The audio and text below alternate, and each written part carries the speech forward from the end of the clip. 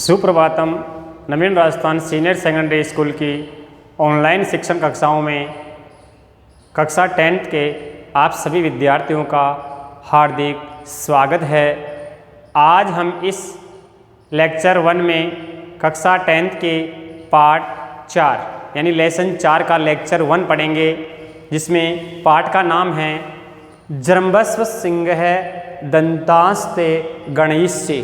जृंभस्व सिंह दंतास्ते गणेशे अर्थात ये एक नाटक है। गद्य पद्य पढ़ लिए, ये नाटक के रूप में है कि हे शेर मुँह खोलो मैं तुम्हारे दांतों की गिनती करूँगा, जिसका अर्थ है हे शेर मुँह खोलो मैं तुम्हारे दांतों की गिनती करूँगा।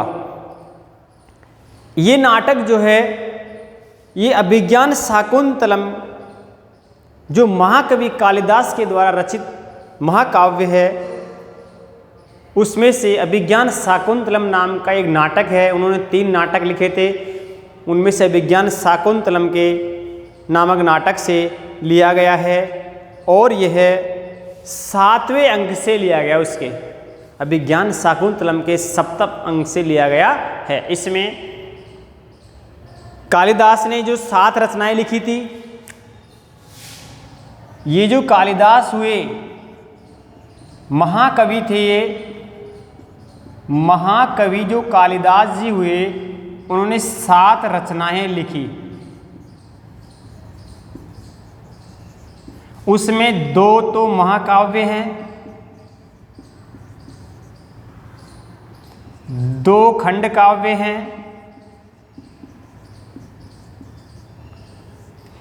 और 3 नाटक हैं। तो 3 और 2 5 और 2 7, ये 7 कुल रचनाएं हुई। उनमें जो नाटक है उसमें से ये एक नाटक है अभिज्ञान शाकुंतलम। अभिज्ञान शाकुंतलम नाम का एक नाटक है, इसमें से लिया गया, इसके 7वें अंक से लिया गया। ये किससे लिया गया? ये 7वें अंक से। देखिए नाटक जो है वो अंकों में बढ़ता है, जैसे पाठ वो गद्य और पद्य जो है इकाई अध्याय पाठ आदि में बढ़ता है, और नाटक जो है अंक में चलता है। भाई पहला दूसरा अंक, तीसरा अंक, चौथा अंक, 5वां अंक, ऐसे यानी नाटक में अंक के रूप में विभाजित होता है नाटक। तो ये 7वें अंक से लिया गया है अभिज्ञान शाकुंतलम। अब अपनी बुक्स में देखो, इसका मैं सार समझा रहा हूँ शुरू से, फिर इसके कठिन शब्दार्थ आपके सामने लिख दिए वो बताए जाएंगे। इसका सार सूक्ष्म रूप से सार यह है कि अभिज्ञान शाकुंतलम न केवलम महाकवि कालिदासस्य एव अपितु संस्कृत साहित्यस्यापि सर्वश्रेष्ठ रचना अस्ति, यथा च केनापि कविना कथितम। यानी अभिज्ञान शाकुंतलम जो है न केवल महाकवि कालिदास की अपितु संस्कृत साहित्य की भी सर्वश्रेष्ठ रचना है। यानी जो अभिज्ञान शाकुंतलम है वो केवल महाकवि कालिदास की ही नहीं, जो पूरा संस्कृत साहित्य है इसकी भी सर्वश्रेष्ठ रचना है। जैसे किसी कवियों के द्वारा कहा भी गया है कि काव्येषु नाटकम रम्यम तत्र रम्या शकुंतला। काव्येषु नाटकम रम्यम और तत्र रम्या शकुंतला, कि काव्यों में नाटक रमणीय है, काव्यों में नाटक रमणीय है और उनमें भी अभिज्ञान शाकुंतलम बहुत ही अत्यधिक रमणीय नाटक है। इस सूक्ति का तात्पर्य यानी इस वाक्य का तात्पर्य ये हुआ कि काव्यों में नाटक रमणीय है, काव्येषु नाटकम रमणीयम तत्र रम्या शकुंतला, और उनमें अभिज्ञान शाकुंतलम बहुत ही अत्यधिक रमणीय नाटक है। प्रस्तुत नाट्यान जो है प्रस्तुत नाट्यान से शाकुंतलस्य 7th अंकात उद्धृत्य संपादितान से। ये प्रस्तुत नाट्यान जो है, ये जो जृंभस्व सिंह दिया गया है, ये नाट्यान जो है भी आपको बताया अभिज्ञान शाकुंतलम के 7वें अंक से लिया गया है। इस अभिज्ञान शाकुंतलम के 7वें अंक से जो नाटक का ये अंश दिया, पूरा 7वां अंक पूरा नहीं है, 7वें अंक से कुछ अंश ही है। इसमें दानवों के साथ जब युद्ध करते समय इंद्र जब दानवों के साथ युद्ध कर रहे थे तो उनकी सहायता के लिए जब राजा दुष्यंत विजयांतर के बाद इंद्रपुरी से अमरावती की ओर लौटते हैं। इंद्रपुरी से अमरावती की ओर लौटते हैं तो लौटते समय वो रास्ते में थक जाते हैं तो वो एक मारिच ऋषि का वहाँ आश्रम होता है, उसमें विश्राम करने के लिए रुक जाते हैं।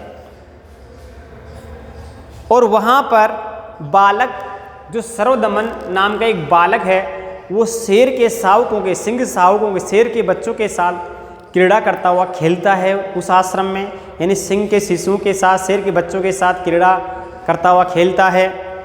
और उसकी व्यवहार चंचलता और कुशलता को देखकर बालक के मन में स्वाभाविक आकर्षण उत्पन्न हो जाता है।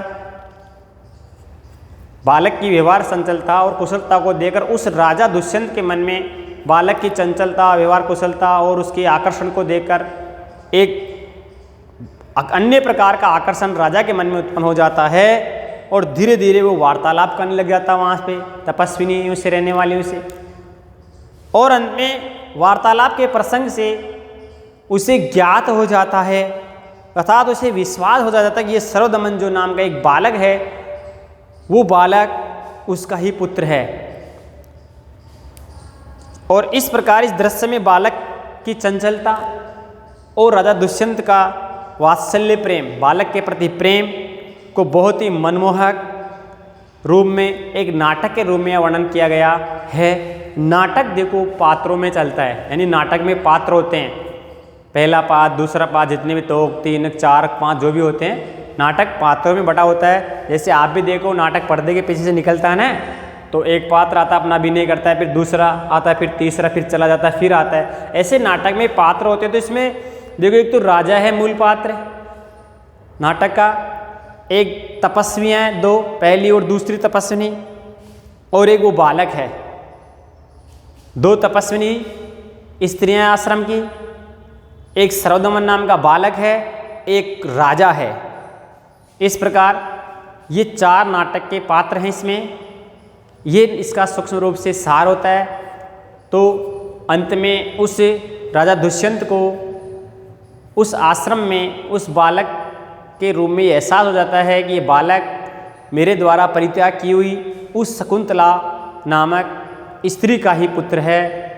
ये उस बालक, उस राजा को पक्का विश्वास हो जाता है और उस बालक राजा को ये एहसास हो जाता है ये सर्वदमन नामक बालक जो अपना ही पुत्र है, ये मेरे द्वारा परित्याग की गई शकुंतला का ही पुत्र है।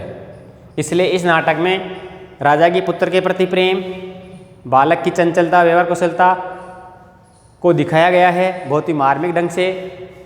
तो इस प्रकार ये सूक्ष्म रूप से नाटक का सार है। अब देखिए कठिन शब्दार्थ यहाँ, यानी इस पूरे नहीं है ये कुछ आधे नाट्यांश के हैं, बाकी हम आगे अभी और लिखा देंगे अगले लेक्चर में।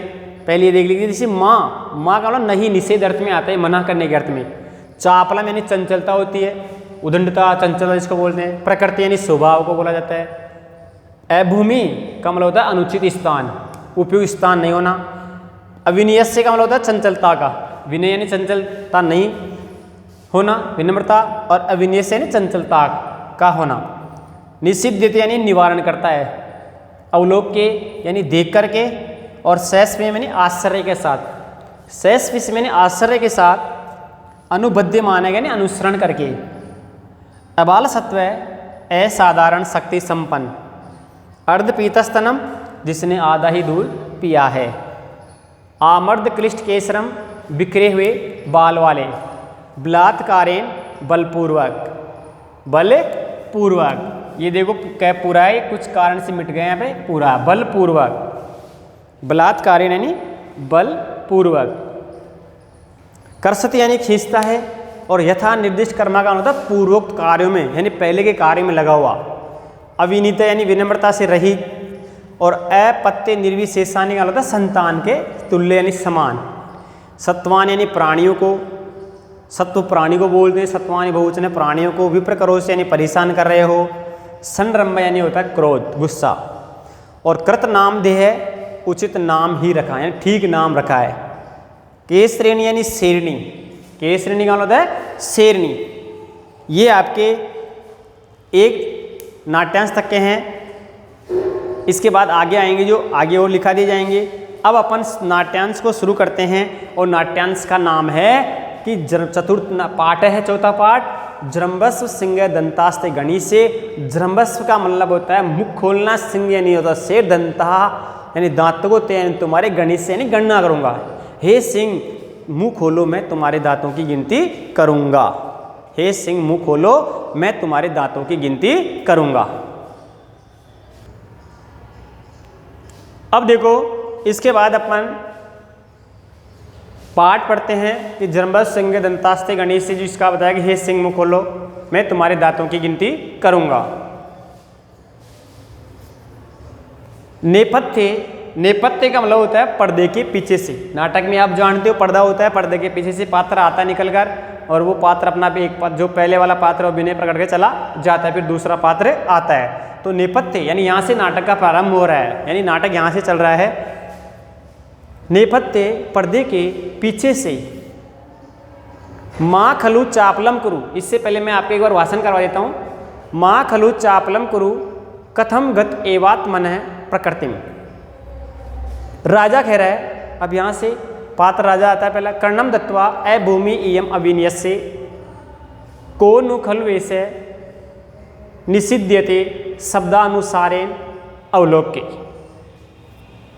स विस्मयम अये को न खलु अयम अनुबध्यमान है तपस्विनीभ्याम अबाल सत्वो बालय अर्धपीतस्तनम मातुरम अर्धक्लिष्ट केसरम प्रकीर्णितम सिंह शिशुम बलात्कारेण कर्षति ततः प्रविशति यथा निर्दिष्ट कर्म तपस्विनीभ्याम सह बालय।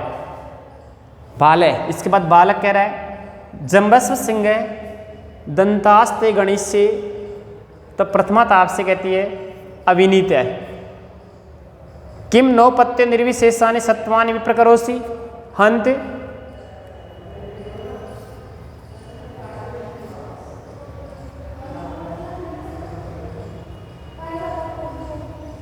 इसके बाद आता है प्रथमा अविनित किम नौपत्य निर्विशेष सत्वम करोसि हंत वर्तिते संरंभ स्थान खलु ऋषि जनेन सर्वदमन इति कृतनाम देयो असि। द्वितीया, इसके बाद द्वितीया तपस्विनी आती है। ऐसा खलु केसरिणी त्वाम लंघयिष्यति यदि तस्य पुत्रकम न मुंचसि। तब प्रथमा बालक कह रहा है सस्मितम खलु केसरिणी त्वाम लंघयिष्यति यदि तस्य पुत्रकम न मुंचसि। तब प्रथमा वत्स एनम बाल मृगेन्द्रम मुंच अपरम ते किरणकम दास्यामि। तब प्रथमा कहती है वत्स एनम बाल मृगेन्द्रम अपरम ते किरणकम दास्यामि।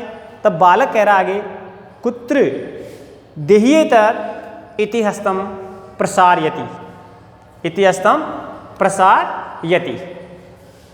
फिर द्वितीया कहती है सुव्रते न शक्य ऐसे वाचा मात्रेण विरमयितुम गच्छित्वम त्वं मदीये उठजे मार्कंडेयस्य ऋषि कुमारस्य वर्णचित्रितो मृत्तिका मरुस्तिष्ठसि तमस्योपहरय। तब प्रथमा कहती तथा इति निष्क्रांता। फिर बालय अनेनैव तावत् क्रीडिष्यामि इति तापसी विलोके हस्ति। तापसी कहती है भवतु न माम अयम गणयति, भवतु न माम अयम गणयति। पार्श्वम अवलोक्य कोत्र ऋषि कुमाराणाम राजानम अवलोक्य भद्रमुख एहि तावत् मोचे अनेन डिम्ब लीलया बाध्यमानम बाल मृगेन्द्रम। राजा कह रहा है उपगम्य सस्मितम अयि भोर महर्षि पुत्र। तब तापसी कहते भद्रमुख न खल वयम ऋषि कुमार है। तब राजा कहता है आकार सदृशम चैश्रितम एवास्य कथयति स्थान प्रत्ययातु वयम एव अंतर्किण इति यथाभ्यर्थितम अनुतिष्ठति। तब राजा कहता है बालकम उपलालयन कथम एका अनवयो नाम मम प्रकाशम न पुनरात्मगत्या मानुषानाम ऐसा विषय। तब तापस यथा भद्रमुकुमणति अप्सर संबोधने नानस्य अन्यत्र देव गुरुस्तपोवने प्रसूता। तब राजा कह रहा है अपवार्य हंत द्वितीयम इदम आसादन्नम प्रकाशम अथ सा तत्र भवति किमाख्यस्य राजऋषि पत्नी। तब तापसी कहती है कस तस्य धर्म परित्यागिनी नाम संकीर्तितुम चिंतयिष्यति। तब राजा कहता है स्वगतम इयम खलु कथा मामेव लक्षी करोति यदि तावदस्य शिशुर्मात्रम नाम तु पृच्छामि अथवा अनार्य पर्दार व्यवहार प्रविश्य मरण मयूरहस्तः। तब तापसी कहती है सर्वदमन शकुंत लावण्यम प्रेक्षस्व। तब बालक कह रहा है स दृष्टिक्षेपम कुत्र वा मम माता। तब उभे दोनों नाम सादृश्यन वंचितो मातृवत्सल। तब द्वितीय कहती है वत्स अस्य मृतिका मयूरस्य रम्यत्वम पश्येति भणितोऽसि। तब राजा कहता है आत्मगतम किं वा शकुन्तले इत्यस्य मातुराख्या संति पुनर्नाम ध्येय सादृशानि। तब बालक कह रहा है मात रोजते में ऐसे भद्रमयूर इति किरणकम आदते। तब प्रथमा कहते विलोके सोद्वेगम अहो रक्षाकरंडकम मत्स्य मनन्मय मणिबद्धे न दृश्यते। तब राजा कहता है अलम आवेगेन नन विदमस्य सिंह सावकम विवर्धनात् परिभ्रष्टम इत्यादुम इच्छति।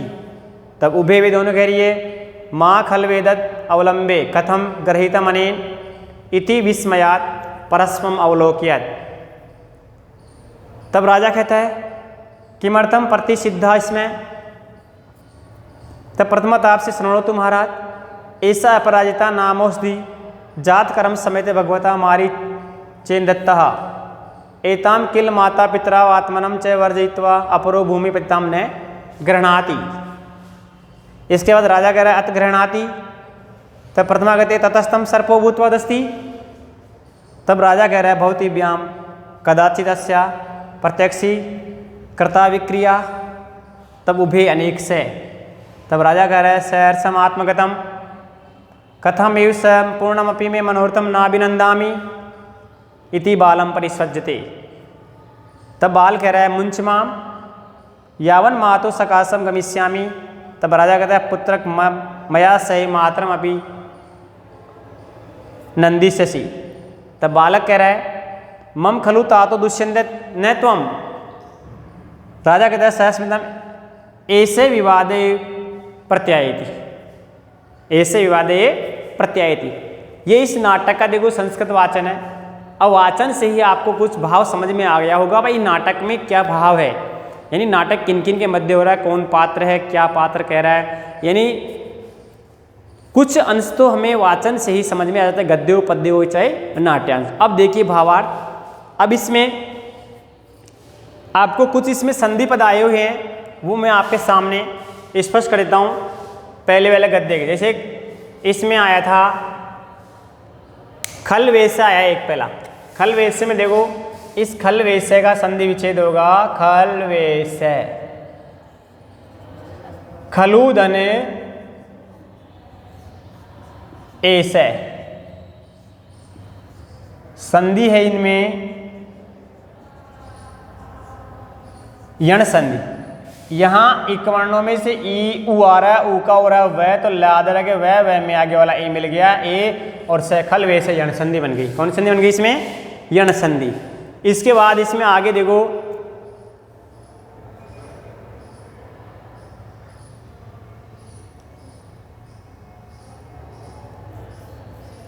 भीतोस्मि, भीतोस्मि आया,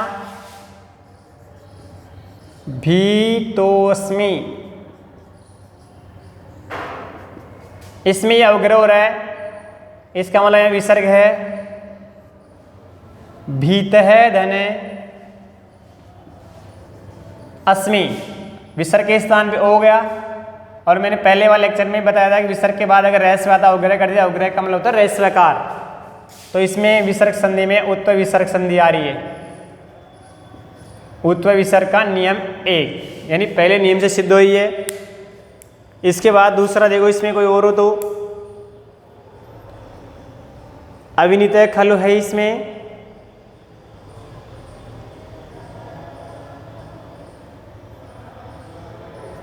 इत्यधरम आया एक, इत्यधरम, इति धन अधरम, इति धन अधरम, ये यण संधि है।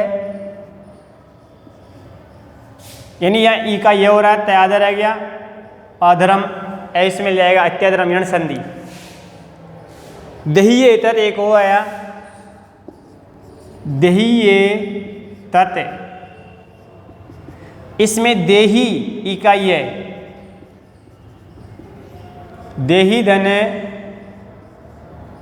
एतत्, फिर ई का ये हो जाए तो ये इसमें मिल गया देखो है में, और ये आगे वाला से इसके ऊपर लग गया, तो ये भी यण संधि है। यहाँ पे भी कौन सी है? यण संधि। देही एतत्, ये यहाँ तक का आपको करा दी। इसके बाद आगे हम बाद में देखेंगे। अब भावार्थ देखिए, तो एक बार इनको वापस समझा रहा हूँ, ढंग से देख लो। खल वैसे में संधि है खलु प्लस ऐसे यानी यण संधि। बीतोस्मी, बीत है प्लस अस्मि उत्व विसर्ग संधि है। इत्यधरम, इति प्लस अधरम, देही एतत्, देही प्लस एतत् यण संधि। ठीक है, अब आ जाइए भावार्थ पे। देखो अब नाटक में क्या हो रहा है, वर्णन क्या पात्रों का चित्रण है वो क्या स्पष्ट हो रहा है। नेपथ्य यानी पर्दे के पीछे से नाटक प्रारंभ होता है। यहाँ से माँ खलु चापलम कुरु, अरे चंचलता मत करो, अर्थात उदंडता। चंचलता का मतलब बताया ना शब्दार्थ में, चंचलता है उदंडता, चपलता, अरे चंचलता मत करो। पर्दे के पीछे से आवाज आ रही है, राजा आश्रम में बैठे हुए हैं। कथम गत एवात्मन प्रकृति, कथम गत एवात्मनम प्रकृति, कथम यानी कैसे, यह क्या गति न हुआ है, एव यानी ही आत्मन यानी स्वयं के, प्रकृति स्वभाव, क्या यह अपने स्वभाव को ही प्राप्त हो गया है, क्या यह अपने स्वभाव को प्राप्त हो गया है। यानी वो चंचलता कर रही है तो तपस्विनी उस पुत्र को डांट रही है, कह रहा है कि भाई तो अपनी कन्नी पे आ रहा है, अर्थात क्या अपने स्वभाव को प्राप्त हो गया है। अरे चंचलता मत करो, क्या अपने स्वभाव को प्राप्त हो गया है। ये पर्दे के पीछे से आ रही है। तब राजा कर्णम दत्वा, वहाँ कान लगाता है बैठा हुआ ही, कान लगा करके कर्णम दत्वा, ढंग से सुन करके, अर्थात ढंग से सुन करके, कान लगाकर सुन करके, ए भूमि इयम अविनियस्य, ए भूमि इयम अविनियस्य, अरे ये भूमि तो अर्थात ये स्थान तो अविनियस्य शिष्टाचार के योग्य नहीं है। अरे ये स्थान तो शिष्टाचार के योग्य नहीं है। को न खलु ऐसा निषिद्ध, कोई किसी के द्वारा रोका जा रहा है, कोई किसी के द्वारा कार्य करने से रोका जा रहा है। निश्चित दिन रोका जा रहा है, निश्चित रूप से, खलु निश्चित रूप से। अरे यहाँ तो ये भूमि शिष्टाचार के योग्य नहीं है, यहाँ तो कोई किसी के द्वारा कार्य करने से रोका जा रहा है। शब्दानुसार यानी जो शब्द आ रहे हैं ना वहाँ से, उसके अनुसार राजा कह रहा है। शब्दानुसार अवलोकि, अब जहाँ से आवाज़ आ रही है वहाँ देखता है, जहाँ से आवाज़ आ रही है उधर देख करके, स विस्मयम आश्चर्य के साथ, विस्मयन सहितम समास है इसमें, विस्मयन सहितम समास हो जाएगा, विस्मयन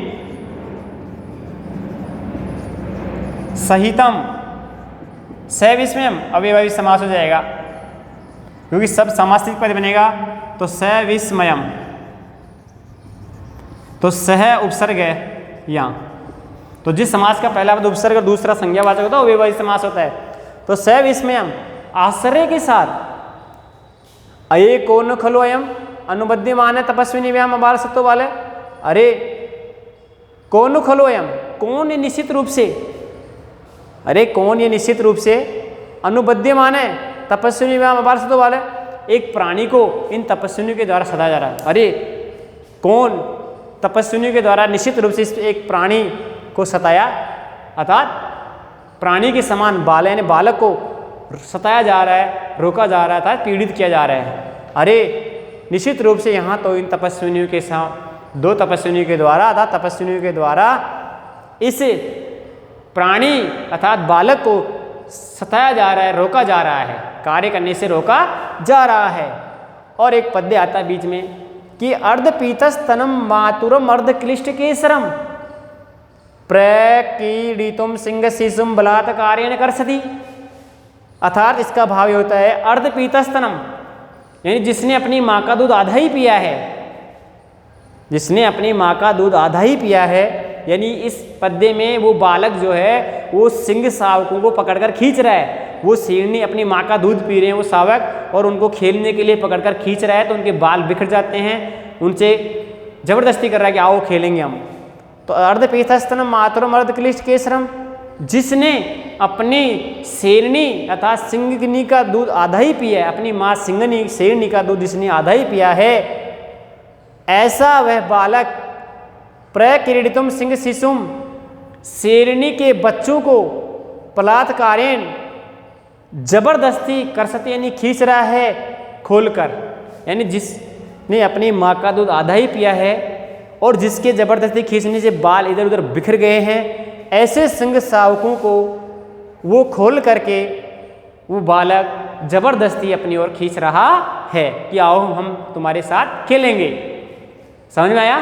दोबारा देख लो पद देगा कि अर्धपीतस्तनम मातु, जिसने अपनी माँ का दूध आधा ही पिया है, क्लिष्ट केसरम, जिसके बाल बिखर गए हैं, ऐसे सिंह शिशुम, शेर के शावकों को बलात्कार जबरदस्ती प्रकीर्तम खोलकर खेलने के लिए कर सकती, यानी वो बालक सर्वदमन खींच रहा है, अपनी ओर खेलने के लिए ला रहा है। स्पष्टम।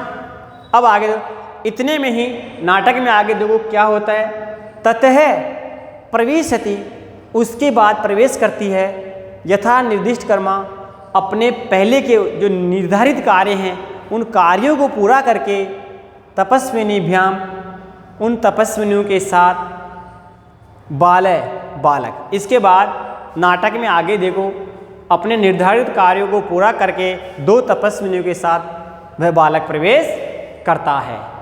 यानी आश्रम के जो निर्धारित कार्य थे उन निर्धारित कार्यों को पूरा करने के बाद दो तपस्विनियों के साथ वह बालक आश्रम में प्रवेश करता है।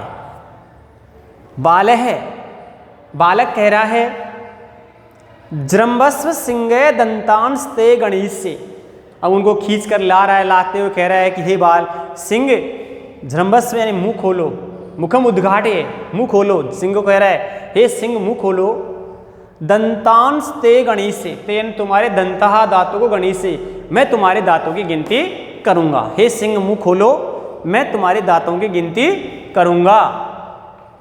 तब प्रथमा तापसी कहती है अविनीत है, ये तो शिष्टाचार नहीं के योग्य नहीं है, अतः तो उनको परेशान कर रहा है ना बालक सिंह शावकों को, इसलिए कह रहा है पहली तपस्वी ने आकर अविनीत, ये तो शिष्टाचार के योग्य नहीं है। किम नो अपत्य निर्विशेष सत्वान करोसी, क्यों तुम इन बेचारे प्राणियों को अर्थात इन दयालु प्राणियों को सता रहे हो, विप्रक्रोशी और क्रोधित कर रहे हो। अरे तुम क्यों इन निर्दोष प्राणियों को क्रोधित कर रहे हो? विप्रक्रोश यानी क्रोधित करना, क्रोध में करना, क्रोध में कर ला रहे हो, क्रोधित क्यों कर रहे हो? अरे तुम इन बेचारे निर्दोष प्राणियों को क्यों क्रोधित कर रहे हो, परेशान करके क्यों क्रोधित कर रहे हो? अर्थात वो उनको परेशान कर रहा है तो कह रहा भाई क्यों क्रोध में आ जाएंगे। तो पहली तपस्विनी कह रही है कि ये तो शिष्टाचार के योग्य नहीं है, क्यों इन बेचारे निर्दोष प्राणियों को परेशान करके क्रोधित कर रहे हो। हंत, हाय दुर्भाग्य, और वो ऐसे मना करती है ना रोकने के लिए, तो हाय वो उल्टा चिढ़ता है, हाय दुर्भाग्य है। ते संरंभ है वर्धते, अरे इसका तो मना करने पर, रोकने पर इसका तो क्रोध ही बढ़ रहा है। स्थान खलुर प्रत्ययातु ऋषिजनेन सर्वदमन इति कृत नाम देहो असे। इसका तो इस आश्रम में ऋषियों के द्वारा स्थान के अनुसार सर्वदमन नाम ठीक ही रखा गया है। और इसका तो क्रोध बढ़ रहा है रोकने पर। स्थान के अनुसार, जगह के अनुसार ऋषि मुनियों के द्वारा इसका नाम सर्वदमन ठीक ही रखा गया है। यानी तो जो बात कहते हैं उन सभी की बात का दमन कर देता है। तो सर्वदमन नाम है ना उसका, तो सर्वदमन ठीक ही ऋषियों ने रखा है। स्थान के अनुसार इसका सर्वदमन नाम ऋषियों के द्वारा ठीक ही रखा गया है, अर्थात वो जो भी बात कहते हैं उनका वो दमन कर देता है। तब द्वितीय तपस्विनी आती है। ऐसा खलु केसरिणी त्वाम लंगई से मना करती है उसको, वो कहने के बाद भी अरे यदि तस्या पुत्रकम न मुंचसी। अरे पुत्र ऐसा खलु केसरिणी, अरे ये जो शेरणी है ना, केसरिणी का भी शब्द है सिंगनी शेरणी, अरे ये शेरणी निश्चित रूप से त्वाम लंगेशी तुम्हें मार देगी। लंगी से यानी मार देगी। यदि तस्या पुत्रकम न मुंचसी, यदि तुम इसके पुत्र को नहीं मुंचित करोगे तो छोड़ोगे। अरे पुत्र ये शेरनी निश्चित रूप से तुम्हें मार देगी यदि तुम इसके पुत्र को नहीं छोड़ोगे। तब बालक, ये बात सुनकर बालक क्या कह रहा है, सहस्मितम आश्चर्य के साथ, आश्चर्यचकित होकर के, अहो अरे बलिए खलु बीतोस्मी, अरे क्या तुम मुझे ऐसा कहकर ज़्यादा डरा रही हो। अरे क्या तुम मुझे ऐसा कहकर बहुत अत्यधिक डरा रही हो। बलि यानी अत्यधिक, खलियो निश्चित रूप से बीतोस में डरा रही हो कि क्या तुम मुझे ऐसा बोल करके अत्यधिक बहुत ज़्यादा डरा रही हो। इत्यधर्म दर्शती, और अपने आधे होठ दिखाता है, यानी गुस्से में होता है बालक, अपने दांतों को भींचता है, होठों को करता है, यानी वो प्रतिक्रिया, गुस्से वाली प्रतिक्रिया वो करता है। और इत्यधर्म दर्शती, अपने होठ बाहर दिखाता है, यानी गुस्से में हो जाता है। तब बालक कहता है, वो प्रथमा ताप से आती है पहले, वत्स हे पुत्र एनम बाल मगेंद्रम मूत्र, फिर समझा रही यानी उसको, अरे इस बाल मगेंद्रम मुंच, इस शेरनी के बच्चे को छोड़ दो। मुंच यानी छोड़ दो, अरे इस शेरनी के बच्चे को छोड़ दो। अपरम ते किरणकम दास्यामी, मैं तुझे दूसरा कोई खिलौना खेलने के लिए दे दूंगी, लेकिन तुम इस शेरनी के बच्चे को छोड़ दो।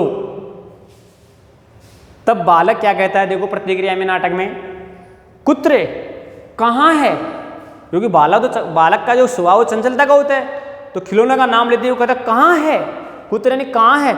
देही एतद, जिसका आपको संधि करी थी, देही एतद, देही एतद मिला हुआ है, कहाँ है, वह मुझे दो, कहाँ है वह मुझे दे दो। और इति हस्तम प्रसारयति, और ये कहते हुए वो आगे हाथ फैलाता है, कहाँ है वो मुझे दे दो। इति हस्तम प्रसारयति, और वो हाथ फैलाता है। इस प्रकार ये नाट्यांश समझ में आ गया होगा आपके सभी के। अब एक बार दोबारा से और देख लो, देखो नेपथ्य पर्दे के पीछे से, माँ खलु चापलम करो, अरे चंचलता मत करो। कथम गत एवात्मना प्रकृतिम, क्या यह अपने आपके स्वभाव, अपने स्वयं के स्वभाव को ही प्राप्त हो गया है। ये आवाज़ पर्दे के पीछे से आ रही है। तो राजा दुष्यंत वहाँ आश्रम में बैठे हुए हैं, तो देखो उनको क्या आभास होता है, उनकी क्या प्रतिक्रिया होती है नाटक में। कर्णम दत्वा, कान लगा करके सुन करके, ए भूमि इयम अविन्यस्य, यह स्थान तो शिष्टाचार के योग्य नहीं है। कौन खल वैसे निषिद्ध दे, कोई न कोई किसी के द्वारा रोका जा रहा है। शब्दानुसारेण अवलोके, जहाँ से वो शब्द आ रहे थे उधर देख करके, सविस्मयम आश्चर्य के साथ, कौन खलोयम अनुबद्यमान है तपस्विनी व्याम अबाल सत्व वाले, अरे निश्चित रूप से कोई दो तपस्विनियों के द्वारा किसी बालक को कार्य करने से रोका जा रहा है, परेशान किया जा रहा है। इतने में एक पद्य के माध्यम से स्पष्ट कर रहे हैं कि अर्ध पीतस्तनम तप मातुरम अर्ध क्लिष्ट केसरम प्रक्रीडितुम सिंह शिशुम बलात्कारेण करसती, कि जिससे सिंह शावक ने अपनी माँ का दूध आधा ही पिया है, ऐसे सिंह शावक को जबर से खींचकर जिसके बाल बिखरे हुए हैं, ऐसे सिंह शावक को खोलने के लिए जबरदस्ती खींचकर खोल रहा है।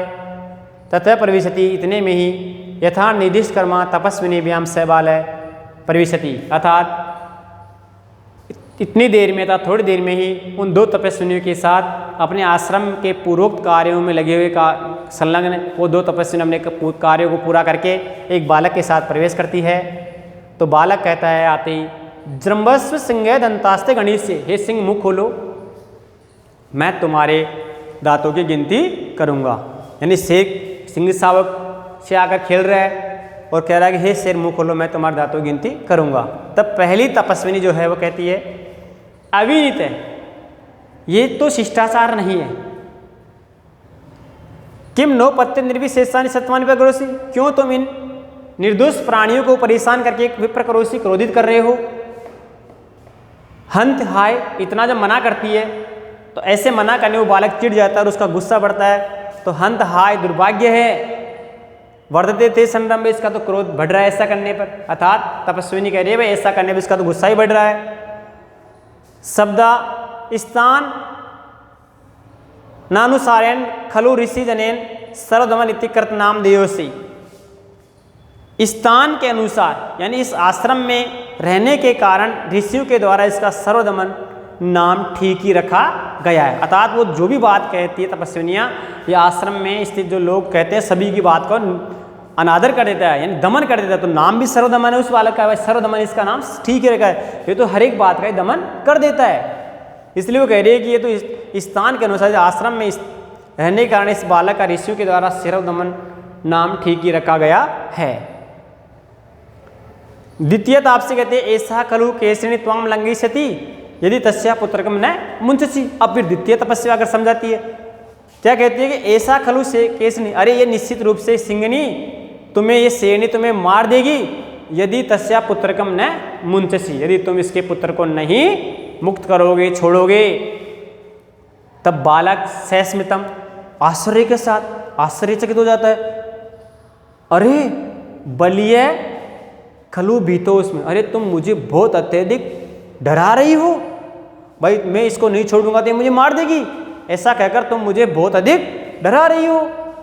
और इत्याद्रम दर्शति, गुस्से में होकर अपने आधे होठ को बाहर निकाल कर दिखाता है, यानी मुझसे गुस्सा की प्रतिक्रिया करता है, मुझसे गुस्से को दिखाता है। तब प्रथमा तपस्या आती है, वत्स हे पुत्र एनम बाल मृगेंद्र मुंज, इस सिंगनी के बच्चे को मुक्त कर दो, अपरम ते किरणकम दास है, मैं तुम्हें खेलने के लिए दूसरा खिलौना दे दूंगी। तब बालक कहता पुत्र कहाँ है, देही एता देवो मुझे, और ये कहते हैं इति हस्तम प्रसारयति, वो अपने हाथ आगे फैलाता है। तो ये आपको पहला नाट्यांश जो है, पहले पेज का नाट्यांश जो है आपको समझ में आ गया होगा। तो अब आप अपना होमवर्क नोट करिए।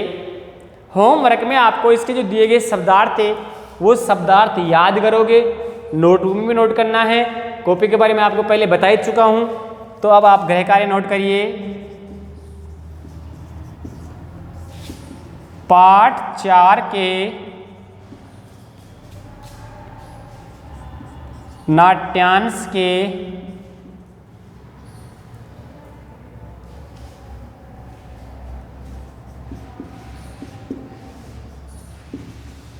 पहले भाग का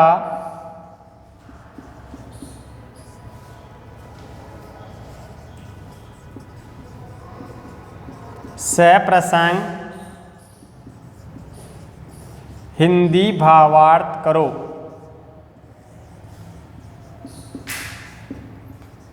वह शब्दार्थ याद करो। शब्दार्थ